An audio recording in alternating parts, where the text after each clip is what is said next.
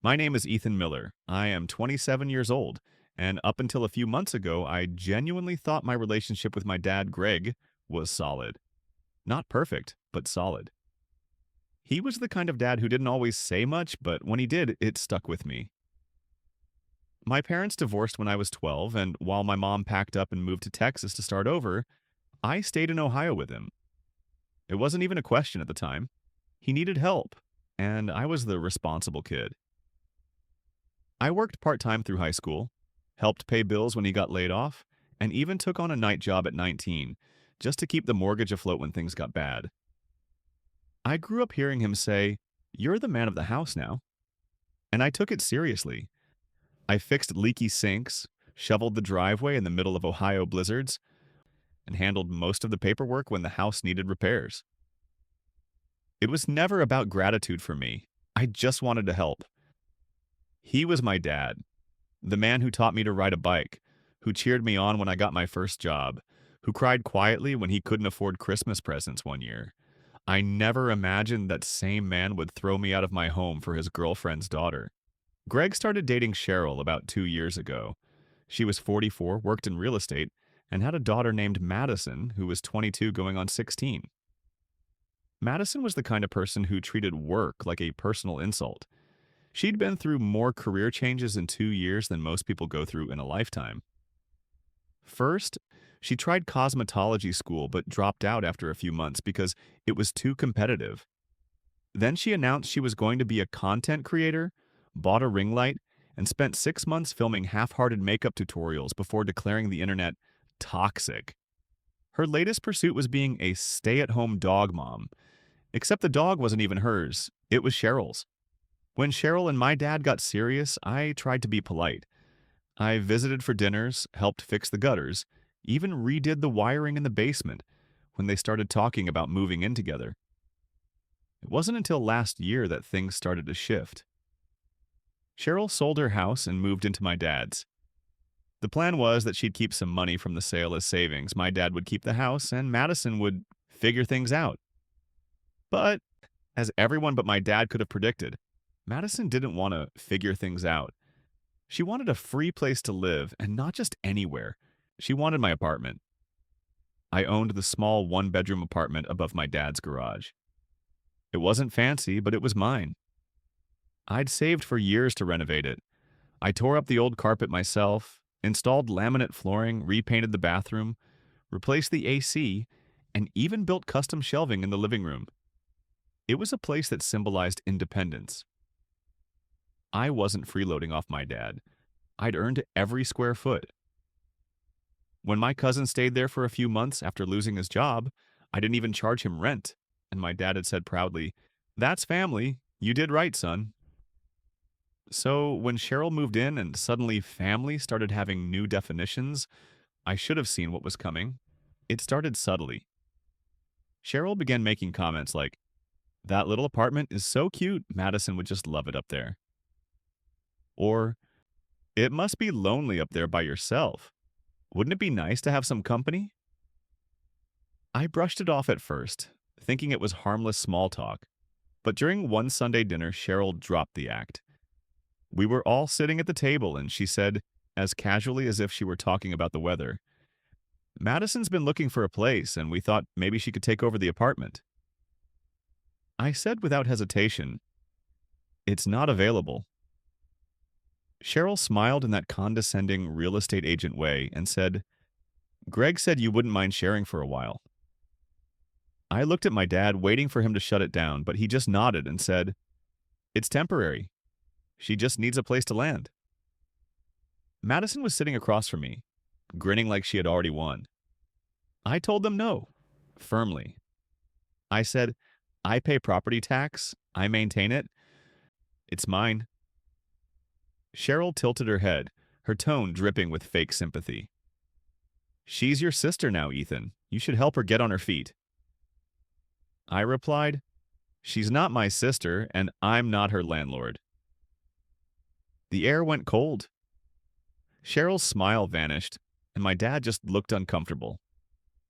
He muttered something about family unity, but I could tell Cheryl was already plotting her next move. A week later, I came home from work, and my key didn't fit the lock. I tried again, thinking I'd grabbed the wrong key, but no, it had been changed. I called my dad, and he didn't answer. Then I noticed my stuff. My bed, my TV, my clothes, all packed in boxes by the driveway. Cheryl was standing there with her arms crossed like she was guarding the place, and Madison was holding my PS5 in her hands like it already belonged to her. I demanded to know what the hell was going on. My dad finally stepped outside and said, "You're being selfish, son. You've got savings. You can afford something else."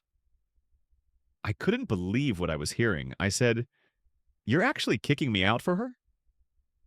Cheryl cut in, her voice sharp and self-righteous. "You're overreacting. It's only fair. She needs stability right now." My blood was boiling. I told them they would regret this and walked away. For the next few days, I stayed with my friend Matt, and as furious as I was, I knew anger wasn't enough. I wasn't going to yell, I wasn't going to argue, I was going to let facts do the talking. I spent that entire week gathering every single piece of proof I could find. Texts from my dad thanking me for paying property taxes, receipts for repairs I paid for, screenshots of messages where he said, "I appreciate you keeping the place afloat." I had utility bills in my name and even video footage from the small security camera I'd installed above the garage showing me paying contractors and handling maintenance. I compiled it all into one massive folder. When I was done, I edited everything into a single video, 67 minutes of undeniable evidence. I titled the video Evidence of Ownership and Financial Contribution and uploaded it to a shared Google Drive. I didn't include commentary, no narration, no insults. Just the facts, one after another. When it was finished, I sent the link in the family group chat with one simple message. Before anyone calls me ungrateful again, watch this. It took about 30 minutes before the call started. My dad's number flashed on my screen. When I answered, his voice wasn't angry. It was trembling.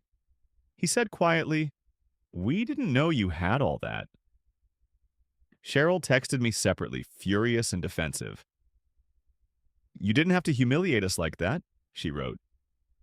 But I didn't respond. Later that night, my aunt called me. She had been over at my dad's house for dinner when they decided to play the video on the TV for everyone to see. She couldn't stop laughing when she told me about it. She said that the moment the footage showed my name on the tax bill, Madison went pale. Cheryl's mouth fell open. And Greg just sat there frozen, realizing that he had completely underestimated me. And in that instant, according to my aunt, Greg looked like someone had just slapped him with a mortgage notice. Greg called again 2 days later, and I could tell from the tone in his voice that he wasn't calling to take responsibility. It was the kind of call you make when you've been caught doing something wrong but still want to look like the victim. His first words were about how stressful things had been at home. He said Cheryl was pressuring him, and that Madison just needed a boost. It sounded rehearsed, like something Cheryl had told him to say so that he could pretend to be the peacekeeper. He kept going on about how he didn't want this silly misunderstanding to ruin our relationship, as if throwing your own son's belongings onto the driveway was just a small family disagreement. Listening to him twist the situation into something softer made my stomach turn. I told him that a boost doesn't mean illegally evicting your kid. It doesn't mean letting someone else claim what isn't theirs. It doesn't mean standing by while your girlfriend's daughter holds your son's gaming console like a trophy. I reminded him that I had every right to that apartment. My name on the bills, my money in the repairs, my labor in every corner of that place. I said I wasn't interested in playing the guilt card anymore, and that I'd be contacting a lawyer about my property rights. That sentence changed the tone immediately. He got defensive in an instant. His voice, which had been soft and apologetic, suddenly grew tight. He asked, "You'd really take your own father to court?" I told him that he stopped being just my father the moment he treated me like a tenant he could throw out. There was silence on the line after that, the kind that stretches out until it's unbearable. I could hear him breathing, but there were no words left that would fix what he'd broken. I hung up first. Over the next few days, I started preparing for what was coming. I gathered copies of every receipt, every utility bill, every text message that tied my name to that property. I backed up everything in cloud storage and on a USB drive because I knew once lawyers got involved, things would get messy. I contacted a local attorney who specialized in property disputes, and when I explained the situation, she didn't even try to hide her disbelief. She said, "He can't just kick you out of a residence you occupy without due process, especially not if you've been paying taxes and maintaining it." Hearing that was validating, but it also made me angry all over again. It wasn't just that my dad had betrayed me, it was that he'd done it without even understanding how wrong it was. Meanwhile, word started spreading through the family. My aunt, who'd seen the 67-minute evidence video, told me that Greg and Cheryl were acting like victims at the next family gathering. They were saying I overreacted and took things too far, as if publicizing the truth was somehow an attack. Madison apparently wasn't taking things well either. She'd been telling people that I'd ruined her housing plan and embarrassed her. Hearing that made me laugh out loud. Embarrassed her? She was the one smiling while my belongings were sitting in the driveway like trash. Then came the moment that proved how deep their delusion went. One afternoon, a white envelope arrived at my temporary place. A formal letter from a law office. It wasn't mine, it was from a lawyer representing my father. My stomach dropped when I saw the letterhead because, for a split second, I thought he was actually suing me. But when I read it, I realized it was something even more absurd. They wanted to discuss settlement. The letter was full of vague language about clarifying ownership and resolving the misunderstanding amicably. It said my father wanted to reach an agreement to avoid escalation, and that he was open to compensation for Ethan's prior contributions to the property. In other words, he was trying to buy his way out of being wrong. I couldn't help but laugh when I got to the end of the letter. It was written in that overly polite legal tone that tries to sound neutral but just ends up dripping with guilt. I called my attorney, and she nearly laughed too. She said this was a classic move. When someone realizes they've messed up legally, they suddenly try to frame it as a friendly negotiation. But what made it worse was that Greg wasn't acting like my father in any of this. He wasn't calling to talk man to man. He was hiding behind a lawyer, hoping money would make the mess disappear. He didn't even have the decency to face me himself. It was surreal to think that this was the same man who once stood in the driveway and told me I was selfish for not giving up my home. The same man who used to brag about me to his friends, calling me the one who keeps this place running. Now he was trying to buy me off like a stranger he'd wronged in a business deal. I showed the letter to my aunt, and she just shook her head. She said Cheryl must have been the one pushing for it, that Greg would never have gone that route on his own.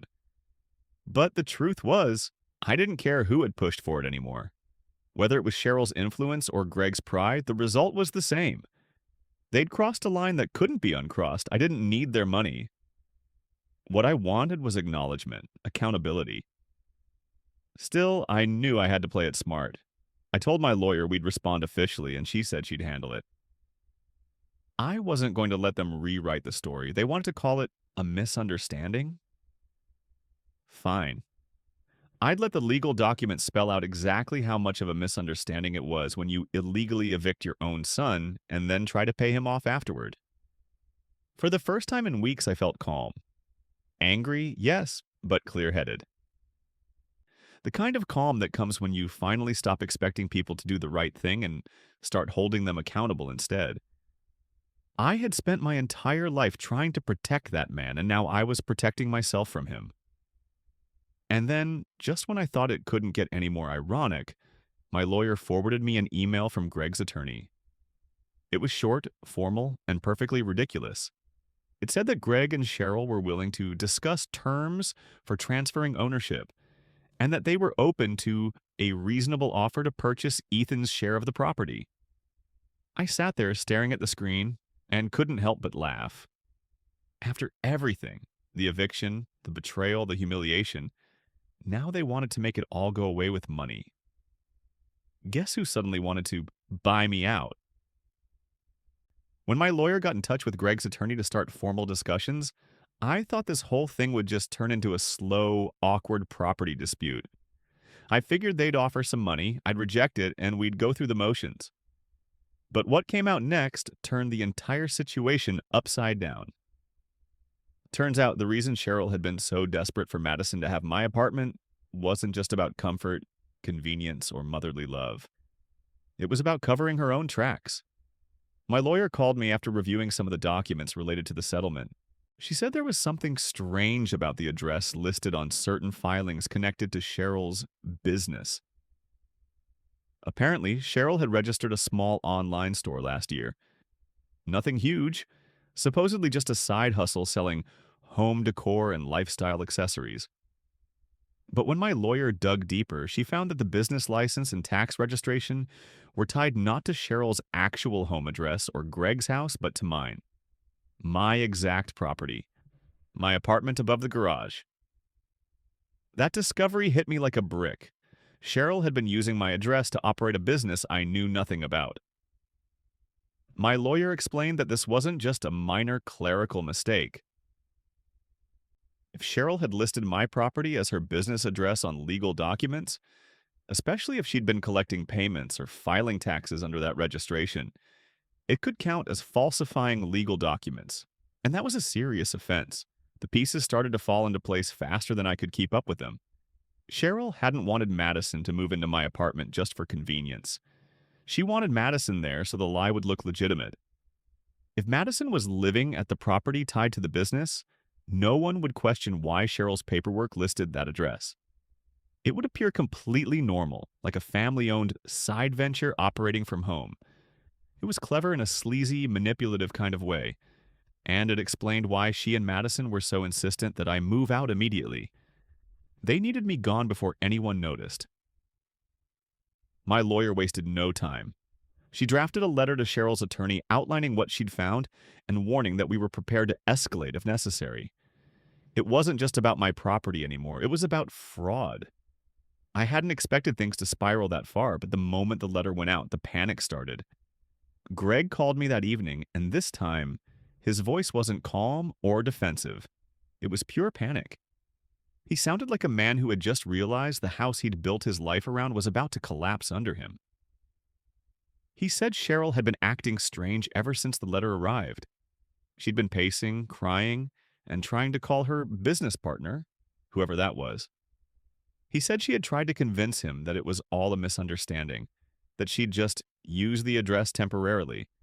But when he pressed her for details, she cracked. It turned out Cheryl's online store wasn't exactly legitimate. It was a dropshipping front, which by itself isn't illegal, but she'd been using fake supplier information and making unreported sales. Worse, she had filed tax documents claiming my apartment as her business headquarters. That meant if the authorities decided to investigate, they wouldn't come knocking on Cheryl's old address or Greg's house. They'd come looking at my property. My lawyer was right to act fast. Greg was terrified. He said Cheryl had accused him of ruining everything by letting me find out. They fought late into the night, and my aunt later told me that half the neighborhood could hear them shouting. Greg must have realized, at least for a moment, just how badly he'd been manipulated. He'd gone along with her plan to help Madison without realizing the mess it would drag him into. The next morning, Cheryl was gone. No dramatic goodbye, no explanation. She packed up her things, deleted her social media, and left the house. Greg woke up to find her half of the closet empty and her car missing. Madison, according to my aunt, stayed just long enough to scream about how unfair everything was before storming out herself. Within hours, she'd posted pictures on Instagram from a Florida beach with her new boyfriend, captioned "New Beginnings." It was almost laughable how fast she'd moved on. In the span of 48 hours, everything Cheryl had built came crashing down. Her so-called business was under scrutiny. My lawyer made sure her attorney understood exactly how serious the situation could become if she didn't correct her filings and remove my property from every document tied to her name. I didn't even have to push for it. Cheryl's own panic did most of the work. Greg later told me she'd been on the phone with her lawyer all day, trying to figure out what could be salvaged. By the end of that week, her business website disappeared entirely. The irony wasn't lost on me. She'd spent 2 years trying to turn my father's house into her own empire, treating me like an obstacle in her path, and now the whole empire had turned to dust because of her own lies. Greg tried calling again a few times after that, but I didn't pick up. I didn't need to hear excuses or apologies. He'd made his choices. He'd sided with people who used him, and now he was standing in the ruins of the family he thought he was building. As for Madison, she never came back. According to my aunt, she left most of her things behind. Greg boxed them up and stored them in the garage, the same garage that once sat beneath the apartment they tried to take from me. I heard from a mutual acquaintance that Madison's Florida adventure didn't last long. She was already posting about new opportunities in Los Angeles a month later. Some people never learn. In the end, I didn't have to take anyone to court. Cheryl's mess destroyed itself. Greg was left with an empty house, a mountain of regret, and the realization that his attempt to build a new family unit had imploded faster than it began.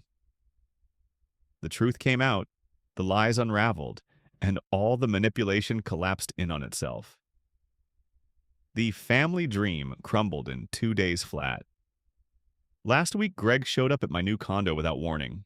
I heard a knock on the door early in the afternoon, and when I opened it, there he was, standing in the hallway like a man who'd been wandering for a while and finally ran out of places to go. He looked older, tired in a way that went beyond wrinkles or gray hair. His shoulders were slumped, his clothes didn't quite fit right anymore, and his eyes had that hollow look of someone who'd been carrying too much regret for too long. The confident, proud man I used to know was gone. What stood in front of me was someone smaller, quieter, and worn down by his own mistakes. He said he had sold the house, the same house where I grew up, where I patched the roof during winter storms, where I paid the bills when he couldn't, and where Cheryl had walked in and turned everything upside down. He said he couldn't stand living there anymore after everything that had happened. Too many memories, too much tension. He didn't go into details, but I could tell it wasn't just emotional. He needed the money. Between Cheryl's mess, legal fees, and whatever debt he'd been left with, the place had become more of a burden than a home. He said he was renting a small place on the edge of town now. It wasn't much, but it was quiet, and for the first time in a long while, he said he was living alone. He started talking about how things spiraled, how he thought he was doing the right thing by trying to make everyone happy. That was his exact phrase, trying to make everyone happy. He thought he could play peacekeeper, balance everyone's needs, and keep Cheryl's temper in check without ever standing up to her. He thought Madison would grow up if she got what she wanted, that Cheryl would calm down if he kept her comfortable, that I'd forgive him if he smoothed things over later. In the end, all that appeasing left him with nothing. Cheryl was gone. Madison was gone, and the home we once built together had been sold off, just to settle the dust of what was left behind. I listened. I didn't interrupt him, didn't argue, didn't tell him what I'd been through in the months since. He talked for a while about how much he regretted everything, the eviction, the betrayal, the way he let things escalate. He said he thought about calling me so many times, but guilt stopped him. He said he couldn't look me in the eye after what he'd done. Then he said something that stuck with me longer than I expected. He looked down, rubbed his hands together like he was afraid to look up, and said, "I forgot which son I should have been proud of." For a moment, the air in the room went completely still. I wasn't sure how to react to that. It wasn't the kind of apology that fixed anything, but it was the kind that showed me he finally understood. He wasn't just sorry for the outcome. He was sorry for who he had become in the process. I didn't say much. I just told him I hoped he learned something. He nodded, looking like the words hit harder than I meant them to. He tried to hug me before he left, stepping forward like he wanted to close the distance that had grown between us. I couldn't do it.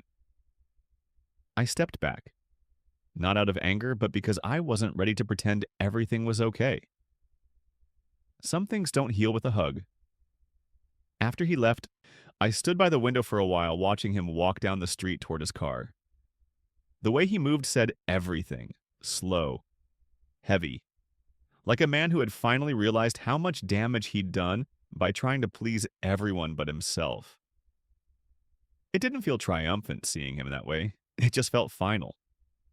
Now I live in my condo, my space, my rules, my peace. I bought it outright after months of saving and working overtime. No shared ownership, no hidden agreements, no one waiting to snatch it away under the guise of family. Every room in this place feels earned. I know where every dollar went, and I know no one else can touch it. It's not a mansion, but it's mine. And after everything that happened, that means more than anything else. Cheryl and Madison have been blocked on every platform for months. No texts, no emails, no social media updates. As far as I'm concerned, they don't exist in my world anymore.